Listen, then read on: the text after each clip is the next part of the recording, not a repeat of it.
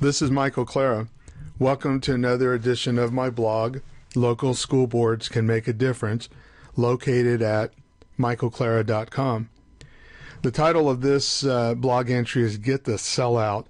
It's a message to Verizon Wireless not to come into my Glendale neighborhood and put a tower on top of the junior high, because they never talk to anybody at the school. They never talk to the Board of Education. They bypass the school community council. They bypass the Glendale Community Council, but they made a backroom deal with the superintendent of the school district, which, in my opinion, is not appropriate, and I don't even think it's legal. But no one wants to answer my question about that.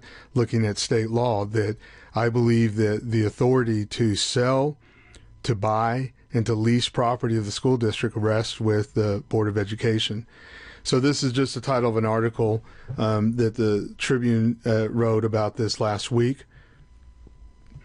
In a different blog entry, I wrote about my presentation to the Planning Commission. In this particular blog entry, I just want to go over what's happening on the ground level in terms of radiation exposure to students and to educators. I went out and with this HF35C meter, it's a directional meter, and it'll measure the amount of radiation that's coming towards it when you point it. So you just move around in a circular way with it, and it will measure the amount of radiation coming towards it. I went to Glendale Middle School and measured, because there's no cell tower there now. And you see where they want to propose to put one in.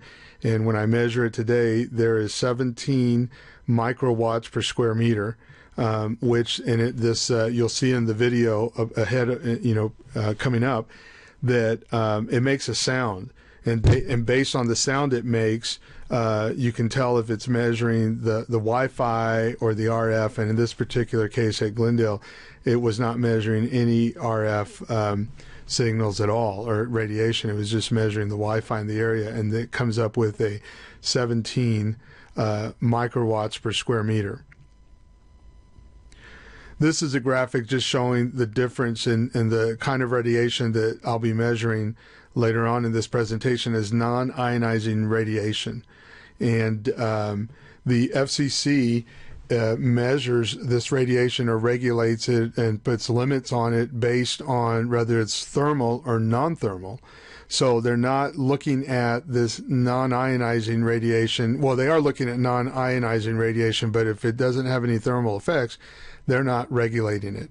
And so that's what the problem is that doctors and scientists are saying. This is a conversion chart that I had to use because I just learned about the effects of cell towers about 3 weeks ago, and I had no idea about how they, what the output is in terms of radiation. And as I studied it, I was getting confused because different, organizations or different countries or different government agencies utilize, different metrics for measuring the amount of radiation that is being spewed out by these cell towers. So just keep in mind, and we'll refer back to this conversion chart, but this particular meter that I use is measuring microwatts per square meter, and that's why it's marked here on this chart. But it could convert to watts per square centimeter or milliwatts per square centimeter, and it shows you, how to do that. And that's important because the FCC, here are the standards. They call it the limits for maximum permissible exposure, and they utilize milliwatts per square centimeter. And they also triangulate, if you will, or they cross-reference it. So there's a column for the milliwatts per square centimeter. Then you have to pay attention to the frequency range that the not the radio tower, but the cell tower is using, and it also looks at what the megahertz are for that particular tower, and sometimes they have to, as the numbers get higher, then it goes into the gigahertz. And I'll show you in a second how we utilize those two numbers. This is another graphic kind of just showing what I was just showing you, but I plugged it in, was able to plug it in with what the frequency was of each of the towers that we have at the schools. And so this one is just showing you, if you see here on the bottom, that's going to show you the megahertz or the gigahertz, which is the frequency, and then we look at the power density. And then this chart on the top is just showing, that's what I got from the superintendent. He was more interested in demonstrating how much money was coming from each one, and they call it rent amount here, and now they're changing their words because they actually did a lease agreement, which I'm maintaining that lease agreements have to come through the Board of Education. And because it says that the property owner is the Board of Education, but now they made up this chart for us, and now they're going to try to change the language into rent. Nevertheless, I was able to research and get what the radio frequency is so that I could plug it into what the limits were by the FCC. And you'll see here in a second how that makes sense. So I'm going to drop the whole concept of the radio or the frequency that they're on, and just stick to the amount of radiation that's coming out. And as you can see, this is expressed by the FCC in terms of milliwatts per square centimeter, and I've made sure that we're in the right radio frequency range. And so I plug that in here into this conversion chart, and that shows you what the limit is in terms of milliwatts per square centimeter, but you also can convert it into these other forms of measurement, and then that allows us to compare it to what I found at Glendale. If I round it off and say that Glendale had 10 microwatts per square meter, that would translate into its comparable conversion under the column of milliwatts per square meter, and we can compare that to the limits that are set by the FCC. Later on in this presentation, you'll see the video that I do when I measure the level of radiation at the schools. And this is just showing you what happens that when there is a tower on top of the schools, especially the elementary schools that are only, one-story buildings, with maybe a large attic or something in there, or crawl space, then that radiation is hitting the playground, the front of the school, the back of the school, the houses surrounding it and around it, and this is how it spews out. Depending on the kind of antenna, it could go in all directions. And then this graphic is just showing you how it does that. So this will be a video that I'll show of what happened when I went to NIBLEY Park and measured using the directional meter. The preliminary search of information that Janet did and that I followed up on is that there isn't an established danger to students or to people around those cell towers.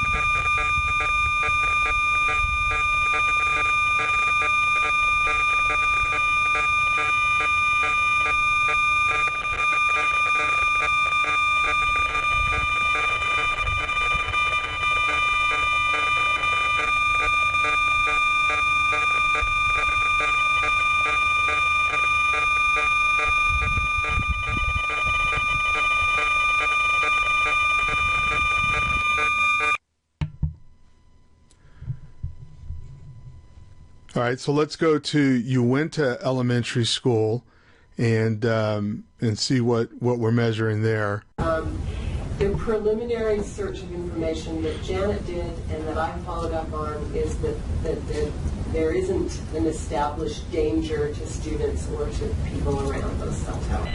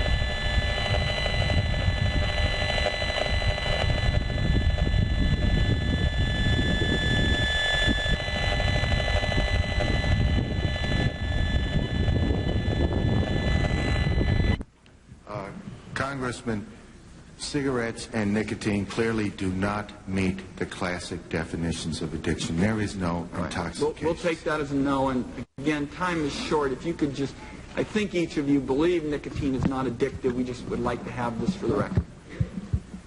All right, so there you have it for UINTAH. The other interesting thing about UINTAH is I think there's like 4 different companies there. I don't believe anybody's looked at how this is going to affect it exponentially. That it's one thing to, you know, be within limits, but you see what happened there with that particular meter. It exceeded its limits of a 2,000 microwatts per square meter.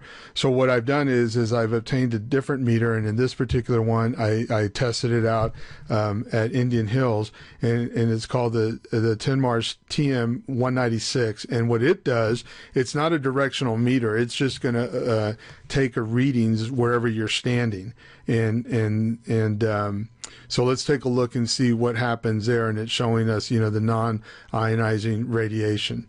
And I believe I use the HF also here. I use both of them.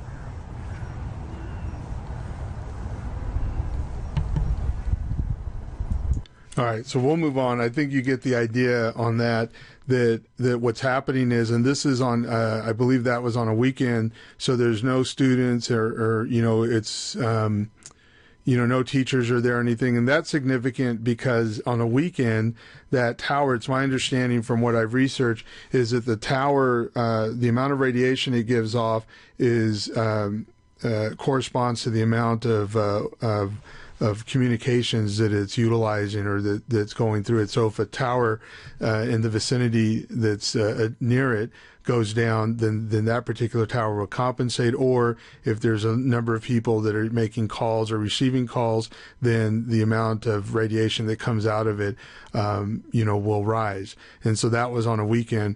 And you see there that if you were in that playground, that's a kind of, that particular meter peaks and goes up and down, but it was a consistent flow of radiation that was hitting us in that area, and it was at the 2,000. It never went above to 2,000, like the HF meter. Immediately would just jump to its limit of 2,000. So we're looking at at that 2,000 level is what we're seeing in that particular area. So what I've done is kind of plotted those, and you can see here that on the bottom, which is a higher number, it's the FCC limit, and then we plug in the 1,000, which is really, it's the area where we can show or plot the 2,000, and then you can see the difference that you get when you're at Glendale that has no tower. And so that just shows you, what we're seeing to give you some context and comparison. What I want to do here is just using those numbers, just plug in real quick as we end here, is you see here on the bottom left, it shows you what the exposure limits are for other countries. And in the United States, our exposure limit threshold is pretty high. And this is, I believe, a graphic on the left is from India. And then on the right, it's just showing what the limits are in different countries and how they're different from what we have in the United States. So if I plug in, and again, they're using watts per square meter, so we have to talk the same language, so make it comparable in terms of converting it back to what my meter was measuring in terms of the microwatts per square meter. So we make sure that we're comparing the same numbers. So I just plotted on this particular graph where the exposure that's happening at our schools, where that would be in comparison to other countries. All right, so that each country has different limits on what their exposure is, and that's where, if our school district, with the amount that we're exposing teachers and students to, that's where we would fit in that graph. This particular graph is important because it's showing us that these are different studies that have been done, and it's called the BioInitiative 2012, and it's a group of scientists that have come together to discuss, and try to get governments up to speed with the science of RF radiation and the RF poisoning that's happening. So these are different studies that have been done throughout the world in the last decade that kind of show us what is happening. And again, they're using the microwatts per square centimeter, so we compare that to the microwatts per square meter that we're doing and measuring, and this is where, if we plug that in, this is where we're at. So here's where we plug in, when we convert back to, they're using microwatts per square centimeter, and we're using the microwatts per meter. And so we make sure that our numbers are comparable when we're looking at what these studies are saying. And as you can see here, these studies talk about that the RF radiation, what it does to children, what it does to adolescents, the fatigue and the depression and tendency and sleep disorders. And these are recording in these studies much lower levels than what we're seeing in the Salt Lake City School District at our schools. So my point is that, okay, we're not exceeding the FCC standards in the United States, but they're over 30 years old, and they haven't been updated. And in fact, the Department of Interior, on behalf of birds, is trying, and the Migratory Bird Act is being violated right now, they believe, by cell towers in certain areas because the standards are not need to be updated. And so, in the United States, we're just now looking at trying to update those standards. Nevertheless, there are studies already out there that demonstrate that the amount of radiation that we're exposing students and teachers and educators to, and anybody that works in and around the building or lives around our schools, we're exposing them to radiation that studies have already demonstrated will have an effect on them. And this is all day long. So I just don't see the logic of having cell towers at schools based on these reports. And so the way you read this this graphic here is on the right-hand side that I've circled in yellow here. That's showing you the dates of the study and who did them, and they were open for peer review. And so there it is. I don't understand how anybody can say that there's no health risk to it. This is a study that was done in Germany, I believe, about 10 years ago. And what he's demonstrating here is that they went and looked at towers in residential areas. And what they found was, and again, this was 10 years ago, they're measuring the power density, and they're measuring in the same form of measurement that we used in my meters. And so if we were to put our schools on this, we would just have a bar graph, because all of our schools that I've measured, at least, were at the 2000 level. In microwatts per square meter. We're measuring at the 2000 limit of the HF meter in terms of the amount of radiation. So he's saying that they found 100 of their cell towers, this was 10 years ago in this part of Germany in residential areas. He said we're high exposure. And then he's saying that 10 to 100 were in medium exposure, and then less than 10 were in the low exposure. And his point is that anything above 1,000 microwatts per square meter in terms of the radiation is high exposure. Well, in our Salt Lake City School District, we're giving our students and educators 2,000 microwatts per square meter of radiation. In concluding here, this is a graphic that I found online, and it just shows that, when you're looking for the degree of certainty of adverse health effects in this particular issue, he kind of does a graduation scale here. And I'm not going to spend a lot of time on it, but you can pause the video if you're interested or come back and look at it. But I think it as a policymaker, it kind of allows me to, make decisions, and why I've made the decision that I would vote, if given the opportunity, I would vote against having cell towers on our schools. We're here to educate children, not to place them in harm's way. And the evidence that I've seen so far gives me pause and gives me a reason to err on the side of caution. What I'm afraid of is 10 years from now, they're going to make those commercials about us and show kids running around a playground with a cell tower next to them, and they're going to say, what were they thinking?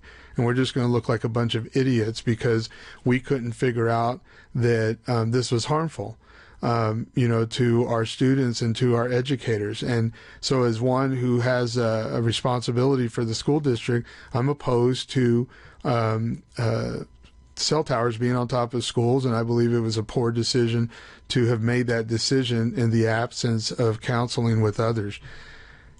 So I just want to point out here that at UINTAH Elementary School, I took a picture of this is what the antenna looks like on one of the corners, because remember, UINTAH, for whatever reason, has 4 different companies that UINTAH hosts, and on this particular antenna, and it looks like it's on others, but this one I could see pretty clearly as I took the picture. This is what the warning on it says. It says, warning, beyond this point, radio frequency fields at this site exceed the FCC rules for human exposure. So, and this is right hanging on the edge of the roof. And I don't know what it means beyond this point. I know from researching it that it means in a straight line type thing, but I've measured the radiation just showering down on the playground, and, who knows what's going on in the building. So as a member of the school board of Salt Lake City School District, I am opposed to cell towers being on schools. I'm more particularly concerned about one coming to my neighborhood that me and my neighbors will do all that we can to stop its installation. So I have my email address here in the event that anybody who knows more about this information, if I did anything in error, I apologize. I'm an amateur at this, just learning about this. So I created this podcast to get to kind of share what I've learned in the last 2 to 3 weeks about this, and to be able to substantiate why I'm opposed to this, and to put this out there for discussion so that we can utilize this information in this vacuum, if you will. And then also, you know, I would like people to be critical of what I've said and tell me if there's anything that I missed or anything that I've misinterpreted, because I'm using this information to make decisions on behalf of my community. So thank you for stopping in.